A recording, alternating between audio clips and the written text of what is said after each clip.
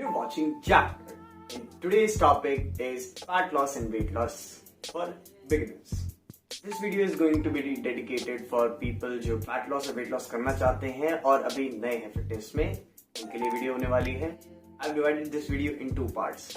पहली video is going to be more on training की training से रिलेटेड जो भी चीजों पे हम बात करेंगे. Second part is majorly based on diet and recovery. Diet और रिकवरी में जो जो चीजें मेन इंपॉर्टेंट होती हैं उसके बारे में हम पार्ट 2 में बात करेंगे. So without wasting any time, let's start. First point is know the difference between fat loss and weight loss. So they are not just two different terms. Weight loss is about कि हाँ मेरा आज कुछ wait है, suppose मेरा wait 70 kilo है, मेरे को 1-2 महीने में या किसी में भी अंडर मेरे को इस वेट को कम करना है ताकि मैं और फिट और हेल्दी हो सकूं. Fat loss is more about overall जो बॉडी फैट जो प्रेजेंट है उसको कम करना है, प्लस में लीन टिश्यूज जैसे कि एक healthy fat percentage, healthy muscle cells, इन सब चीजों को बढ़ावा करना है जिससे आपका पूरा बॉडी का रिकॉम्पोजिशन चेंज हो. उस चीज को हम बोलते हैं फैट लॉस. वेट लॉस में आप सिर्फ श्रिंक करते हो. श्रिंक का मेरा मतलब यह है कि आप छोटे होते हैं या फिर आप स्मॉल हो जाते हो. सपोज आपका एक अपीयरेंस है जहां पे आप इस वेट पे आप कुछ इस तरीके के लग रहे हो. जैसे ही आप वेट लॉस करोगे आपका जो अपीयरेंस है वो बस एक छोटा हो जाएगा, आप हर तरफ से श्रिंक हो जाओगे और उसको हम क्या कहते हैं मतलब वेट लॉस की कैटेगरी में लेंगे. Fat loss is different. Fat loss is about कि आपका पास पहले कुछ सर्टेन बॉडी फैट परसेंटेजेस था, आपने उस बॉडी फैट परसेंटेज को कम किया और एक हेल्दियर बॉडी फैट परसेंटेज की तरफ आए और आपने मसल मास भी गेन कर लिया. तो फैट लॉस के बाद आपकी बॉडी एक्चुअली और सुंदर दिखेगी और इनफैक्ट मोर हेल्दियर दिखेगी क्योंकि आपके पास अब और मसल है.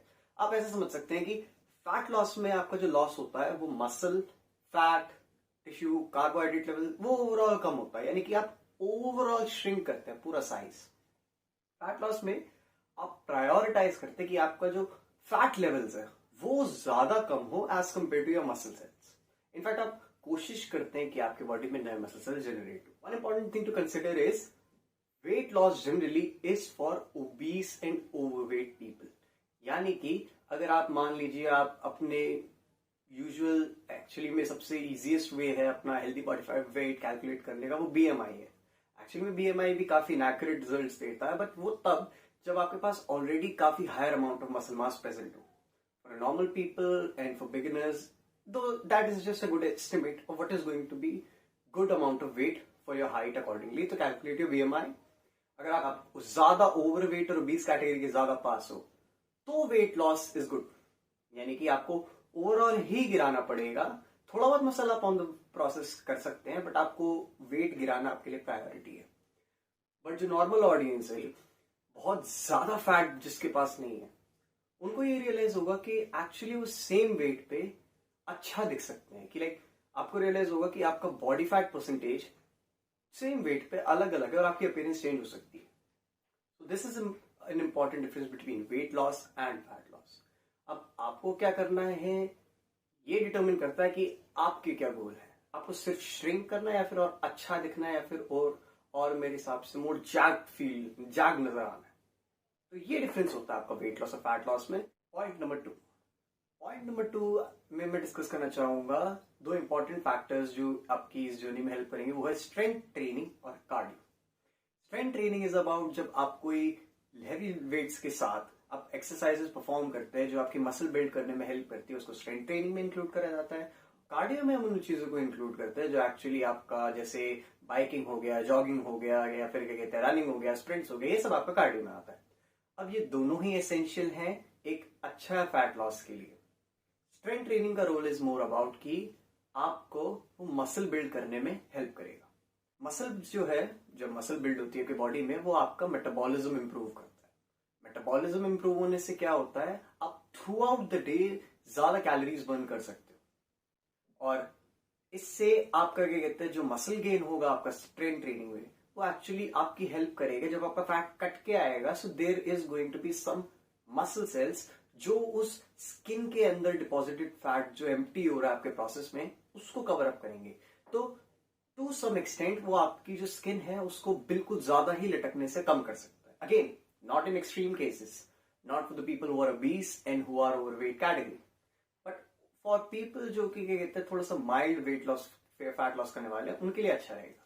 कार्डियो में ऐसा है कि क्या कहते हैं वो आपका जो एक सेशन है कार्डियो का और वेट लिफ्टिंग का, आप एक सेशन में कार्डियो में ज्यादा कैलोरीज बर्न करेंगे as compare to weight lifting. In strength training आपका एम होगा कि आप क्या कहते हैं एक मॉडरेट वेट के साथ 8 से 12 रैप मारे।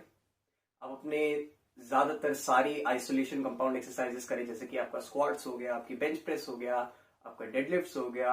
आप सारी इन एक्सरसाइजेस को ट्राई करें क्योंकि आपको बेसिक फंक्शनल स्ट्रेंथ देगी।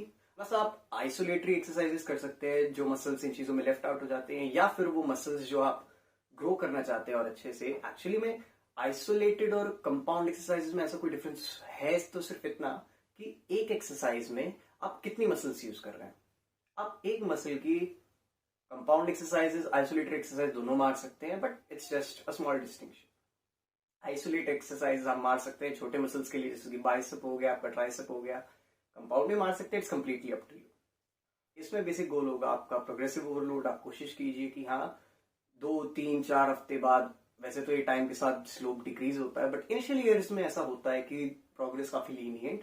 तो आप सोचिए कि आप 4 या 5 हफ्तों में आप वेट बढ़ाइए, रेप बढ़ाइए, टाइम अंडर टेंशन, जो भी आप बढ़ाना चाहें। ट्रेनिंग के ऊपर मैं एक स्पेसिफिक वीडियो जरूर बनाऊंगा टू इलैबोरेट और अदर की एलिमेंट्स क्या होते हैं। तो my personal best way of doing cardio is actually medium intensity constant pace cardio. What do I mean with that is, suppose मान लीजिए मैं साइकिलिंग कर रहा हूँ, what I do is for 15 to 20 minutes मैं क्या करूंगा, एक मीडियम पेस कॉन्स्टेंट पेस पे एक मीडियम इंटेंसिटी के साथ मैं साइकिलिंग करूंगा। इसमें मैं चाहूं तो आप चाहें तो इसमें आप वेव्स ऐड कर सकते हैं हाई इंटेंसिटी की, जैसे 5 मिनट कॉन्स्टेंट पेस, फिर 30 सेकेंड या फिर 1 मिनट के लिए आप काफी स्पीड रन कर सकते हैं, फिर 5 minute constant pace. That is completely up to you, ठीक है। और एक चीज आप कर सकते हैं जो मेरे को अच्छा लगता है, वो है आप कार्डियो पोस्ट वर्कआउट में कीजिए। पोस्ट वर्कआउट में करने से फायदा ये होता है, जैसे मान लीजिए मैंने अपने मसल फटीग किया, तो पोस्ट वर्कआउट में क्या होगा, जब आप हार्ट रेट बढ़ाएंगे कार्डियो से, तो ब्लड आपकी ओवरऑल बॉडी में अच्छे से पहुंचेगा और आपकी रिकवरी में हेल्प करेगा। तो कार्डियो क्या कहते हैं पोस्ट वर्कआउट इज गुड। आप वर्कआउट से पहले भी कर सकते हैं, it's completely up to you. Intensity है कार्डियो की, वो एक्चुअली में डिपेंड करती है। जैसे मान लीजिए आप वर्कआउट से पहले कर रहे हैं तो आप अच्छी इंटेंसिटी रख सकते हैं कि आप थोड़ी सी इंटेंसिटी बढ़ा सकते हैं। वर्कआउट के बाद जैसे मैंने आपको बताया medium intensity constant pace works wonders. और अगर आपको हाई इंटेंसिटी इंटेंसिव ट्रेनिंग करनी है, यानी कि HIIT, आप उनके लिए सेपरेट डेज बना सकते हैं जिनमें आपको लिफ्टिंग नहीं करनी। आप उनके लिए सेपरेट डेज बनाइए और उनको एंजॉय कीजिए। नेक्स्ट पॉइंट में बात करना चाहूंगा कि आपका स्प्लिट क्या होगा, आपकी ड्यूरेशन क्या होगी, आपकी फ्रीक्वेंसी क्या होगी ट्रेनिंग की। तो अगर हम बात करें ड्यूरेशन की, 30 to 45 minutes for strength training in a session, plus 15 to 30 minutes of cardio within a session, these are enough. मैंने कई बार नोटिस किया है, और ये मैंने भी अपने अर्ली लिफ्टिंग ईयर्स में किया है, कि मैं काफी टाइम तक अपने वर्कआउट्स को मतलब लंबे समय तक मारता था। लिफ्टिंग पार्ट में मैं बहुत ज्यादा टाइम इन्वेस्ट कर दिया करता था, जैसे कि 1 घंटा 30 मिनट या फिर 1 घंटे तक मैं सेम ही मसल ट्रेन करता रहता था। कोई बुराई नहीं है इसमें, बट एक इफेक्टिवनेस होती है कि आप उन 1 घंटा 30 मिनट या 2 घंटे वाला जो एफर्ट है, उनको आप स्मार्टली 45 मिनट्स और 1 घंटे में यूज करेंगे तो वो आपके बेनिफिट में आएगा। तो 30 to 45 minutes for lifting, 15 to 30 minutes for cardio. Do not extend your overall session time for more than 1 hour and 15 minutes. 1 घंटा 15 मिनट से ज्यादा आपको जिम में बिताना ही नहीं है। आपको लग रहा है आपके वर्कआउट्स लॉन्गर हैं, तो जो एनर्जी आप ज्यादा एक्स्ट्रा है उसको आप जल्दी यूज कर लीजिए। There are some energy using methods, जैसे कि आप हेवियर वेट के साथ मारिए एक्सरसाइज। आपको लग रहा है कि हाँ लाइट वेट के साथ आपके पास एनर्जी ज्यादा है, तो आप वेट बढ़ा सकते हैं। Given you can control that weight and you are not going to injure yourself. Cardio में भी आप ऐसा कर सकते हैं। आपको लग रहा है कि मीडियम इंटेंसिटी के साथ आप लंबे समय तक कर सकते हैं, तो you can increase your overall intensity, doesn't matter. आप दोनों कर सकते हैं, इसमें आपकी चॉइस है। या सेकंड, अगर हम बात करें फ्रीक्वेंसी की, आप बेयर मिनिमम 3 दिन तो जाइए please. 3 sessions a week are the bare minimum. You will get results for sure in 3 days, but these will be the bare minimum. The most optimal results are given in 5 to 6 days a week. 5 to 6 days में मैं खुद 5 days use करता हूँ, and I believe 5 days is optimal. एक दिन आपका rest में जो जाता ही है, प्लस एक दिन आपका किसी न किसी वजह से कैंसिल हो सकता है। 4 इज ऑल्सो गुड, 4 में भी कोई प्रॉब्लम नहीं है। If you can do 6 is also very good. That's completely up to your lifestyle and up to your क्या कहते हैं इन्वेस्टमेंट, की आप कितना इन्वेस्ट करना चाहते हैं। So 5 to 6 for optimal results, where minimum is the 3। Lastly अगर हम बात करें स्प्लिट की, देखिए स्प्लिट एक ऐसी चीज है जो कि डिटरमिन होती है आपकी पर्सनल लाइफ से और आपके लाइफ गोल से। अगर आप बहुत ज्यादा टाइम इन्वेस्ट नहीं कर सकते फिटनेस में, the best in my opinion is the bro split. Bro split means single muscle each day for 5 or 6 days a week। अगर आप पुश पुल लेग्स करना चाहते हैं, that is also fine, but उसमें मैंने जितने भी बंदों से बात करी है, उनकी एक कॉमन प्रॉब्लम ये रही है कि वो रिकवर नहीं कर पाते उससे अच्छे से। अगर आप रिकवरी पे अच्छे से ध्यान दे पा रहे हैं तो push pull legs works great. आप अपर लोअर भी कर सकते हैं अगर आपको हफ्ते में 4 दिन जाना हो, जैसे कि 2 दिन आप पहले दिन अपर, दूसरे दिन lower, rest, upper lower, rest और rest, that is also fine. एक चीज मैं इंक्लूड करना चाहूंगा कि आप बहुत ज्यादा कॉम्प्लिकेट मत कीजिए इन चीजों को। आपका स्प्लिट जो है ज्यादा इतना मैटर करता नहीं है इन द लॉन्गर रन। आपको जो कंफर्टेबल लगता है, आपको जो अच्छा लगता है, वो स्प्लिट फॉलो कीजिए। देयर इज नो बेटर और there is no worse. Tip number 4, और इसमें मैं बात करना चाहूंगा स्वेट, वाटर एंड हीट। मैंने बहुत सारे मिसकंसेप्शन सुने इस टॉपिक पे कि ये कहते हैं जितना आप ज्यादा पसीना बहाएंगे, the more you sweat the more you lose fat, आप उतने ही पतले होंगे।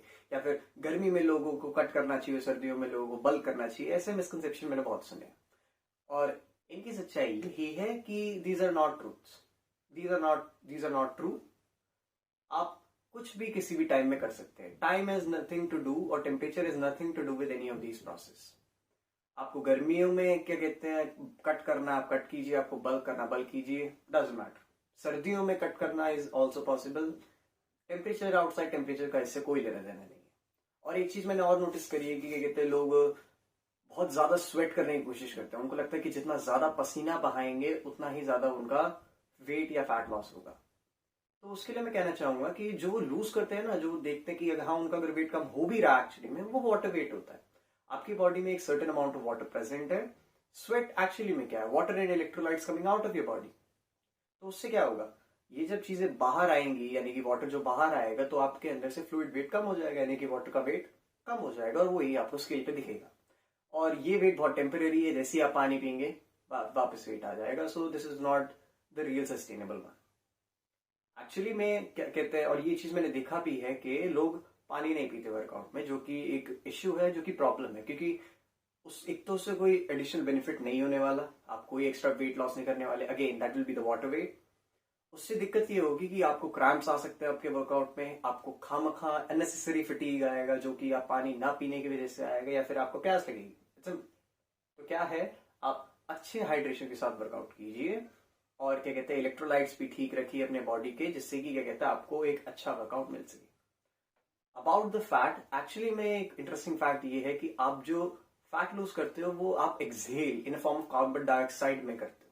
कि जब आप एक्सहेल करते हो, जो कार्बन डाइऑक्साइड निकलती है, उससे आपका 87% आपका फैट बॉडी का बाहर आता है। Our next point, or the 5th point, is there are no right answer in fitness। ये बहुत कॉमन बात है और ये बहुत काफी ऑब्जर्वेबल चीज है कि जो चीज आपके लिए सही है या फिर जो आपके लिए लगता है कि सही है और आपके लिए कंफर्टेबल है, वो दूसरों के लिए नहीं। जो ट्रेनिंग आपके लिए अच्छी है, जो डाइट आपके लिए, जो फूड आपके लिए अच्छा, जरूरी नहीं है वो दूसरों के लिए अच्छा हो। तो अगर आपको लगे कि क्या कहते हैं कोई आपको कुछ और बता रहा है, कोई कुछ और बता रहा है अलग अलग एक्सपीरियंस से, तो ऐसा नहीं है कि क्या कहते हैं कोई ज्यादा सही बोल रहा है, किसी का गलत है। Most of the time there are no right answers in fitness. सबकी बॉडी अलग है, सबका बायोमैकेनिक्स अलग है, सबके एम अलग है, सबका गोल अलग है।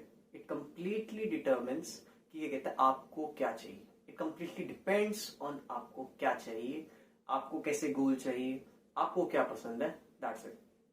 आप ज्यादा कॉम्प्लिकेट मत कीजिए इन सब चीजों को कि क्या कहते हैं मेरे को कौन सी डाइट फॉलो करनी चाहिए, मेरे को क्या करना चाहिए। No, that is not your goal.